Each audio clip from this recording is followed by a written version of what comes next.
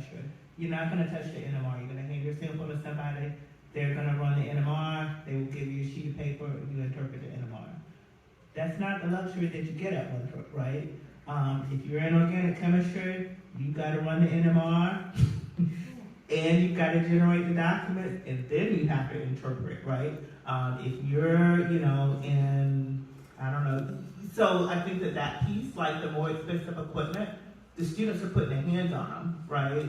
Whereas at some of the larger institutions, the students are handing them to someone whose full-time job it is to run that equipment. So that's going to be a drastic difference in terms of scientific training. Yeah, when I was here, I did a lot of microscopy stuff hands-on for my summer research, and then my PhD advisor had his own computable, and I wasn't allowed to touch it. So use the opportunity you have to work with that equipment, because if you do go to bigger schools, they're very much, it gets restricted very quickly on who has access to it. That's one of the wonderful things about a smaller school and the resources available. You get that time in, so that way when you go to a job interview, you're like, yeah, I know how to maintain that system. You've already created a job for yourself and you're able to get that experience here. Hi, I'm Ryan. I'm a biology major and I have a minor in educational studies. So I'm going to do the Math 5 track to be a high school biology teacher. So with that, for me, I went through the International Baccalaureate program like through middle school and high school. So for me, it was kind of hard just trying to fit in with my classmates, especially like sometimes being the only black person in the room or being like the only male black person in the room with my friends. So for me, it's trying hard to find confidence in myself to like continue doing what I do. So I know it's very important for more black males to be high school teachers. So are there any instances where you guys have like been that feeling where you haven't fit in, but you have that courage or somehow find that confidence in yourself to not be discouraged with that feeling anymore? I just want to say I'm really happy that you came out today. Because I do kind of feel like that the underrepresentation of black males in the biology programs is something that I feel like I have been privy to, and we've missed out on opportunity because of that. And I've always wondered, well, why is that? And I don't have an answer for that because I don't have the experiences that you will have or anybody else like you would go through. But I just started a PhD program in microbiology and infectious diseases. And for the first time in my whole career, I have one African American in there who has delivered phenomenal presentations. And I didn't realize until just a few weeks ago that that was something that I feel like had been missing. So I applaud you for your decision to, get your degree in biology and to be a biology professor, because you will be that face and the person that looks like you for the next generation of scientists to come forward. So I wish I could give you better advice, but I applaud you for your decision on what you decided you want to do. I think you need to network.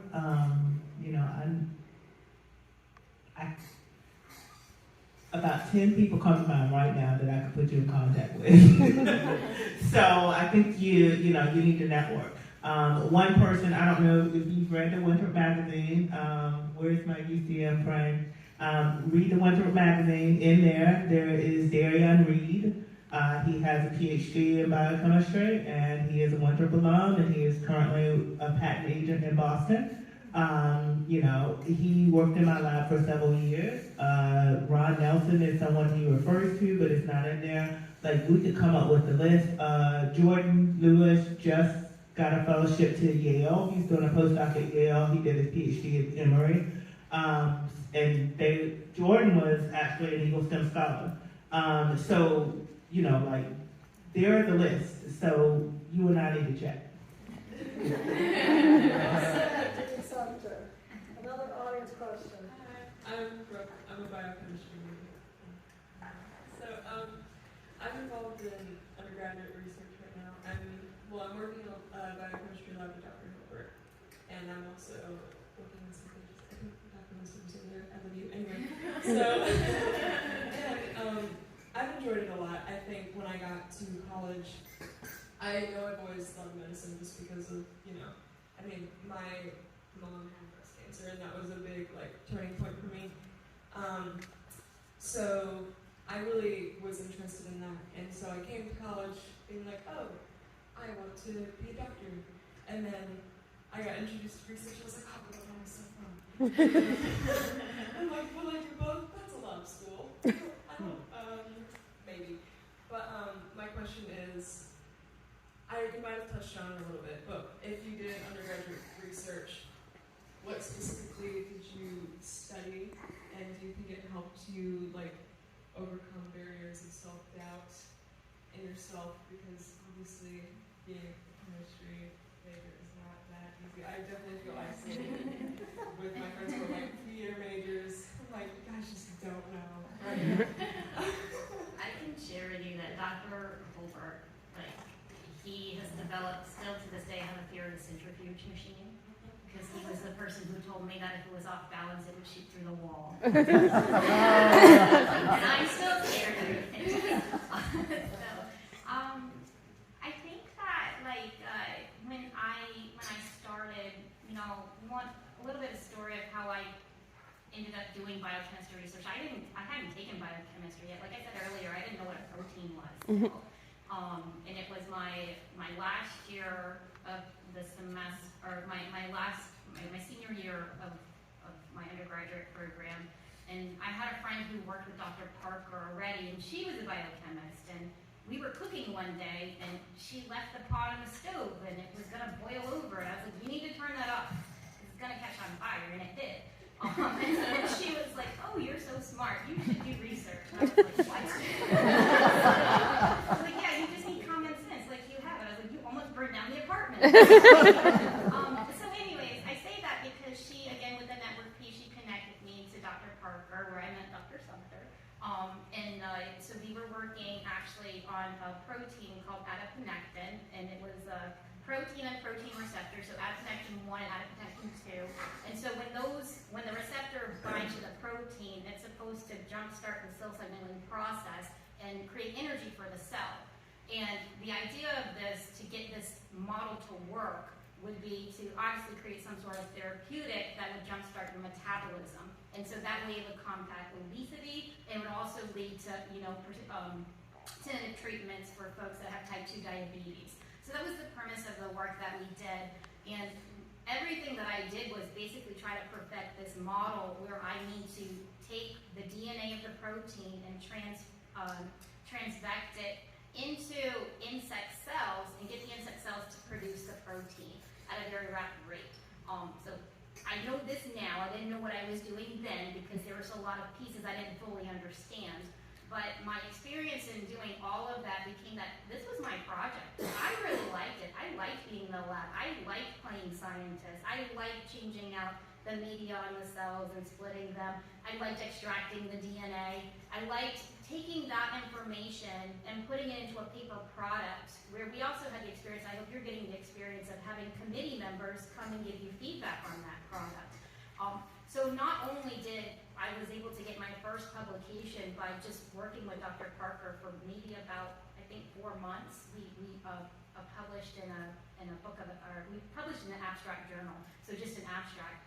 But I got the publication experience, which was really great and rewarding.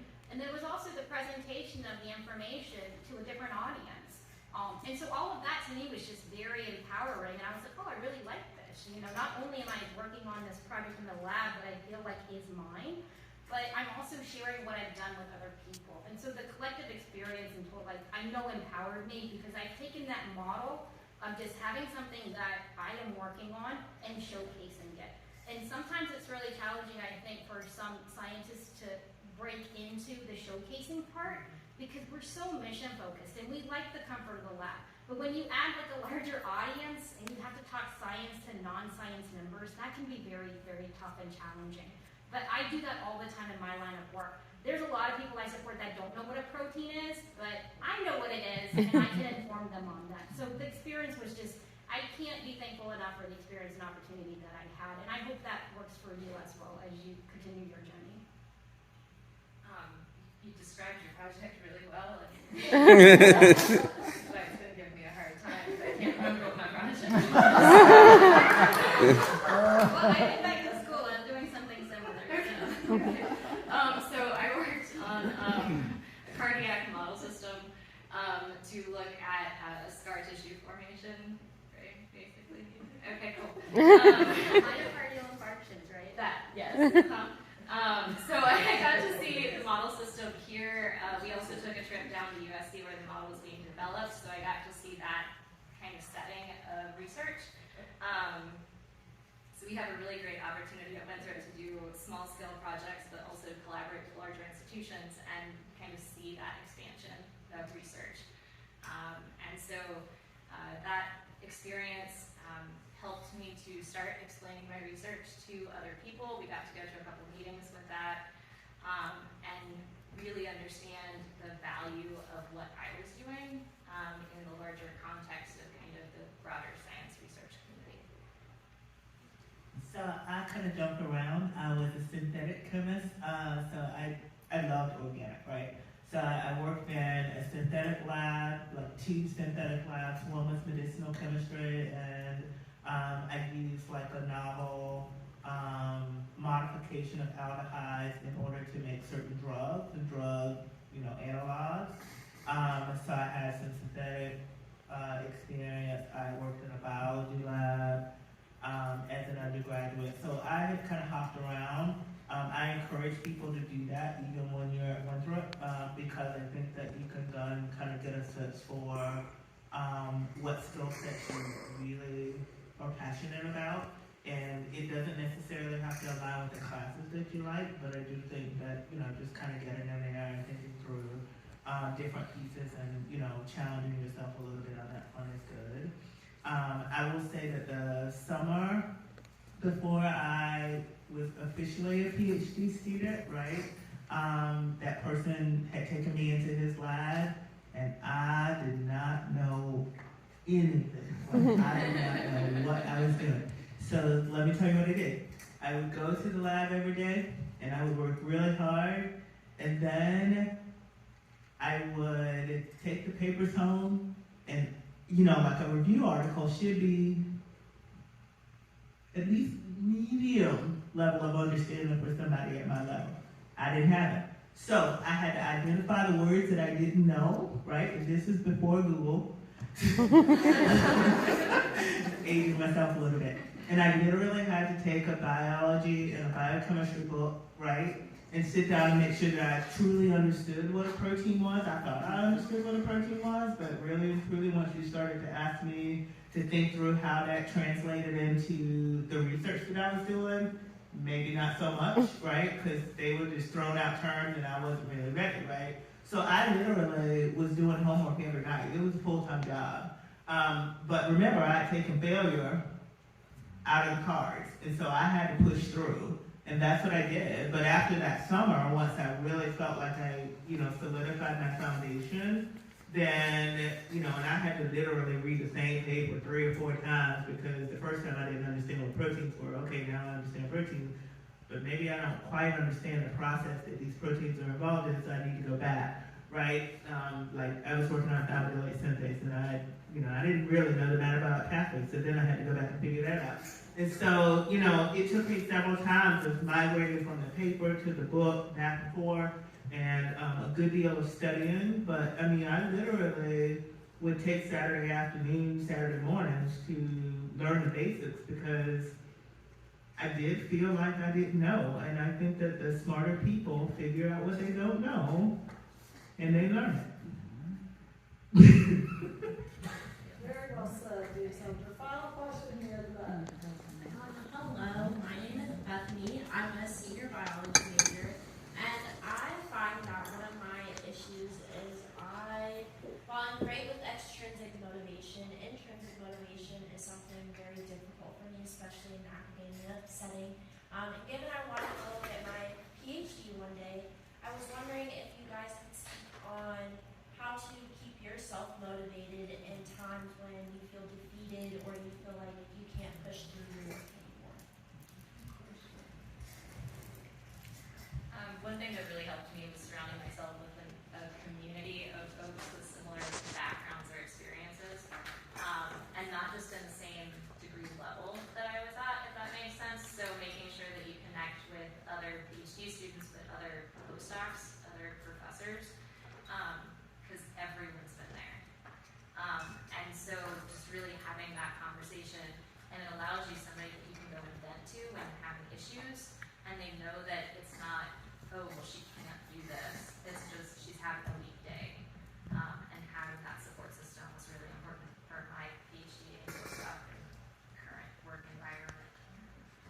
third year, the PhD is the worst, right?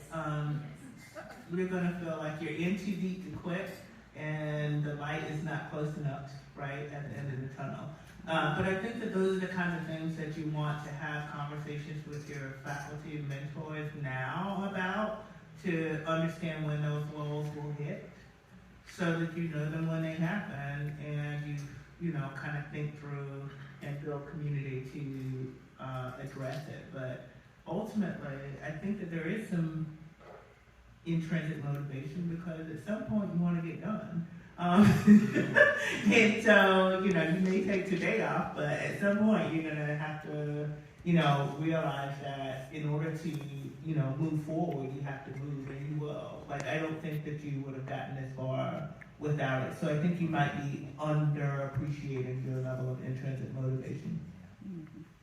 I think we all tend to struggle with that as well. But I know sometimes like just work in general just feels overwhelming, and I've failed a lot. I've been rejected. It took me 10 years to get into a PhD program, and I don't know why I didn't get into all of the programs I applied to, but I know I wasted a lot of money and a lot of time. But I don't regret any of that, because I still tried. And as I was trying, and as in these lulls of waiting, all these other opportunities were coming at me, you know, and so I took the time to do other things that were outside the sciences, because sometimes we get tired of doing the same thing over and over. So I like to think that we are products of collective experiences, and not just one thing defines us. Like, I've talked about losing my dad, and I think back in hindsight that I could have done 2 trajectories. I could have just quit in my senior year and not continue forward, forego my summer research experience, and had I done that, I wouldn't be here today, I feel like, right? You know, or I could have just, you know, gone home and hung out with my family, but I opted to power through. But I think it's okay for you to have those moments to reassess, you know, and take a breath and just breathe and talk to yourself. You know, some things and strategies that I do is sometimes I have to read the accolades that people have given me just for me to motivate myself. Or I reach out to my friends who are also equally supportive. But it takes a village, I feel like, really to get us to become the people that we are. And with those experiences, I hope that you have support system that can help you to keep going. But I also do think that maybe, like, I think I said this before, that, you know, maybe what you're doing maybe is not what you're really interested in. Maybe you're interested in doing something else, you know? So that at some point you have those conversations with yourself. I worked at a lab that's pretty well known called ATCC, and I was excited because it came with extra money. I was a senior scientist. It was great. It was a great opportunity. What it didn't give me when I started the job was social connection to anybody. I was in a job, I was hired to produce bacteria, and then we sold that bacteria to researchers. Probably went through things. But I mean, I was dying inside being in that, you know, and so in my moments, you know, those low moments where I'm like, what am I doing with my life? You know, I made the decision that job just wasn't a good fit for me. And because I decided to close that and move on to something else, I stayed in the sciences, and I went off and did other things, you know. So I encourage you to finish, definitely, because once you finish and you have a credential behind your name, more doors are going to open for you. If there's something going on with the work that you're doing, maybe you're just interested in something that's a little bit different, but you might be able to leverage what you're doing now and create like a different project.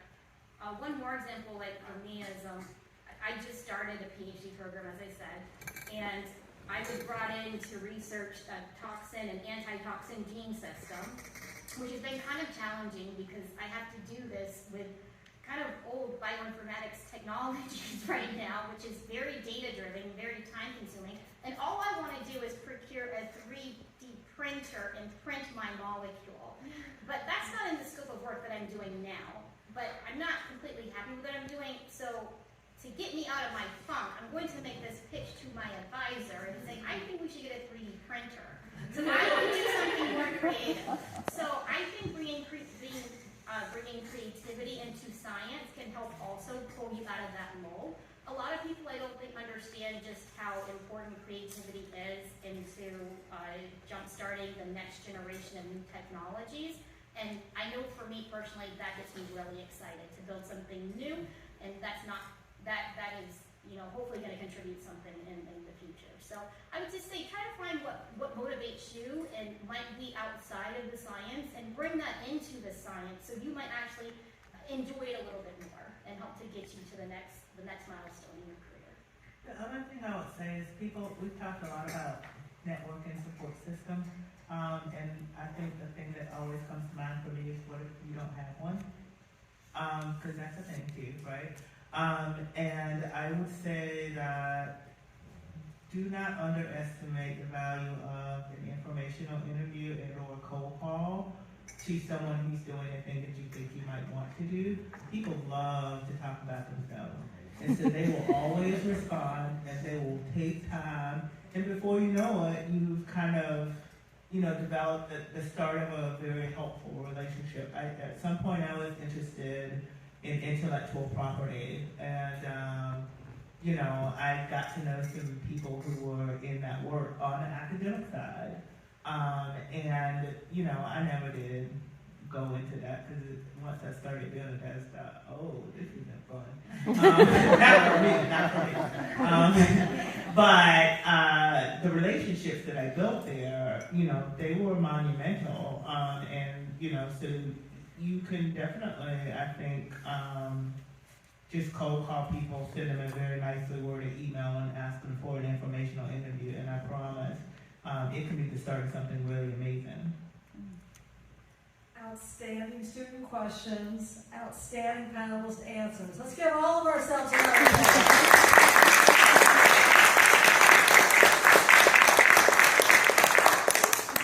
Incredibly informative evening. I think y'all have learned that internships and undergraduate research and networking can help you learn what you do want to do and what you don't want to do.